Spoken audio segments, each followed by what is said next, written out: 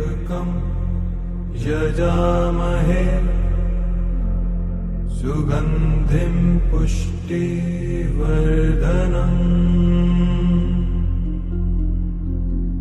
उर्वारुकमिव बन्धनात् मृत्योर्मुक्षीय। हेलो दोस्तों, हर हर महादेव।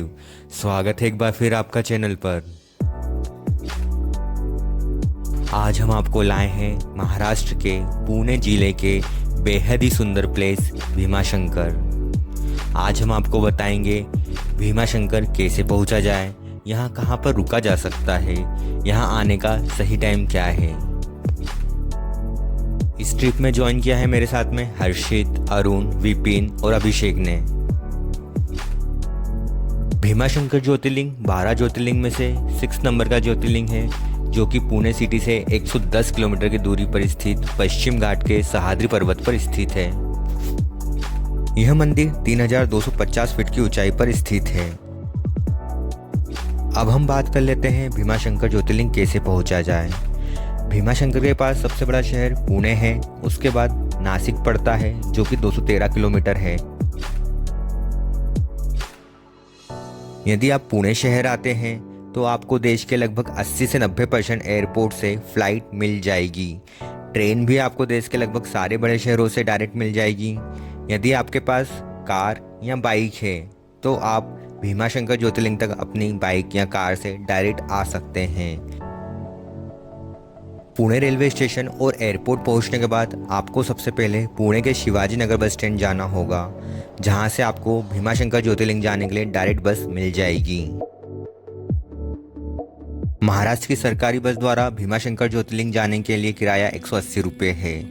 भीमाशंकर ज्योतिर्लिंग से पुणे के शिवाजी नगर बस स्टैंड तक वापस आने के लिए आखिरी बस का समय 5 बजे है। तो यदि आप सेम डे रिटर्न आना चाहते हैं तो आपको समय का विशेष ध्यान रखना होगा। यहाँ पर आने का सबसे सही समय मानसून और ठंड में है। जुलाई से लेके फरवरी तक का टाइम सबसे अच्छा टाइम माना जाता है यहाँ पर आने के लिए। हम लोग यहाँ पे मानसून के टाइम पर आए हुए हैं, तो आप नज़ारे देख ही पा रहे होंगे। यहाँ बादल कभी भी आपके सामने आ सकते हैं, कभी भी मौसम फोगी हो जाता है, जो किसी जन्नत से कम नहीं लगता है।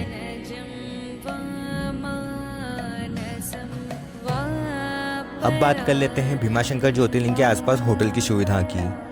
भीमाशंकर ज्योतिर्लिंग के आसपास आपको ज़्यादा होटल देखने को नहीं मिलेंगे, लेकिन भीमाशंकर बस स्टैंड के पास ही आपको कुछ होटल्स देखने को मिल जाएंगे। अगर आप भीमाशंकर ज्योतिर्लिंग के पीक सीजन यानी महाशिवरात्रि, दशहरा या श्रावण में आते हैं तो आपको होटल किराया लगभग 1000 से 1500 देने पड़ जाएंगे। लेकिन अगर आप इसके अलावा साल किसी और महीने में आते हैं तो आपको 500 से 700 रुपये में होटल आसानी से मिल जाएंगे। यदि आप अपनी खुद की कार या बाइक से आए हैं तो आपको पार्किंग के लिए 2 ऑप्शंस मिल जाएंगे। पहला तो आप देख पा रहे हैं, रोड किनारे गाड़ियां लगा सकते हैं आप, और दूसरा ऑप्शन प्राइवेट पार्किंग का है, जिसका वो 100 रुपये चार्ज लेते हैं गाड़ी का। अब हम बात कर लेते हैं यहाँ पर खाने के क्या क्या ऑप्शंस मिल जाएंगे। भीमाशंकर ज्योतिर्लिंग पहाड़ी पर स्थित होने के कारण यहाँ पे कोई बड़े होटल्स या रेस्टोरेंट उपलब्ध नहीं है, फिर भी आपको यहाँ पर थाली सिस्टम भोजन मिल जाएगा। इसके अलावा आपको यहाँ पे फास्ट फूड और स्नैक्स भी मिल जाएंगे।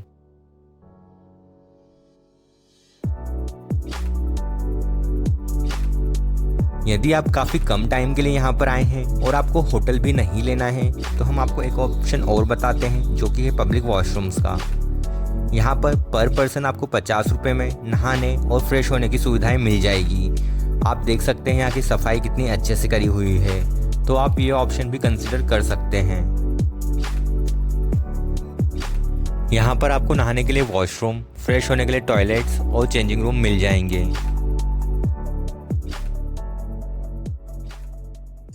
अब हम आपको बताते हैं भीमाशंकर के आसपास घूमने के लिए कौन कौन से प्लेसेस हैं। भीमाशंकर ज्योतिर्लिंग से 2.5 किलोमीटर ट्रैक करने पर आप गुप्त भीमाशंकर पहुंच सकते हैं। यहीं से भीमा नदी का उद्गम स्थान है।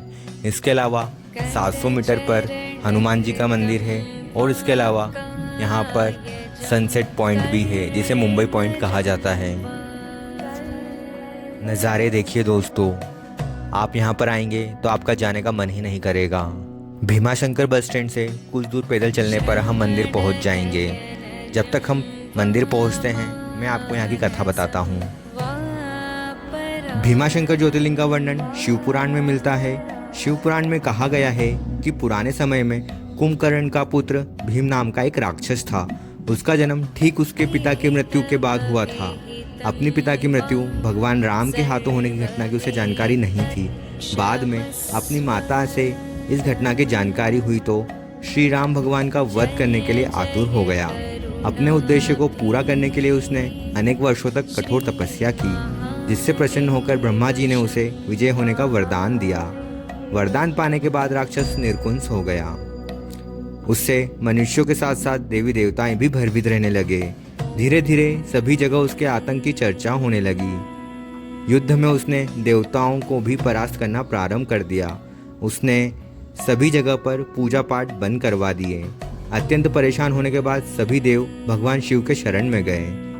भगवान शिव ने सभी को आश्वासन दिलाया कि वह इस समस्या का उपाय निकालेंगे। भगवान शिव ने राक्षस तानाशाह भीम से युद्ध करने की ठानी।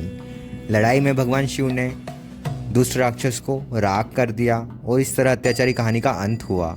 भगवान शिव से सभी देवी देवताओं ने आग्रह किया कि वे इसी स्थान पर शिवलिंग के रूप में विराजित हों।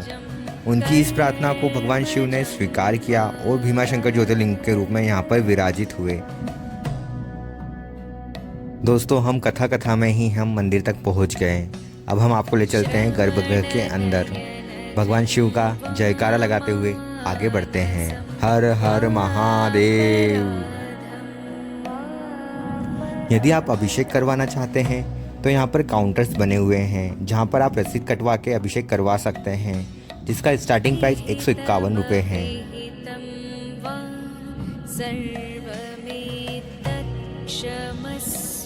सामने ही आप कांच में भीमाशंकर ज्योतिर्लिंग के दर्शन कर पा रहे हैं। अंदर मोबाइल ले जाना और रिकॉर्डिंग करना अलाउ नहीं है, पर जितना भी हो पाएगा मैं आपको दर्शन जरूर कराऊंगा।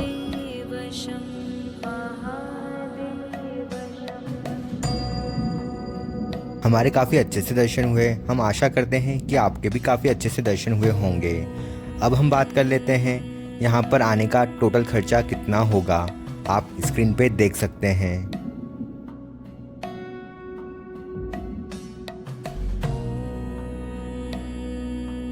दोस्तों, हमारा अगला पड़ाव है श्री शनि शिंगणापुर। तो चैनल को लाइक कीजिए, शेयर कीजिए, सब्सक्राइब कीजिए और चैनल पर बने रहिए। हम मिलते हैं आपको अगले वीडियो में श्री शनि शिंगणापुर में। हर हर महादेव।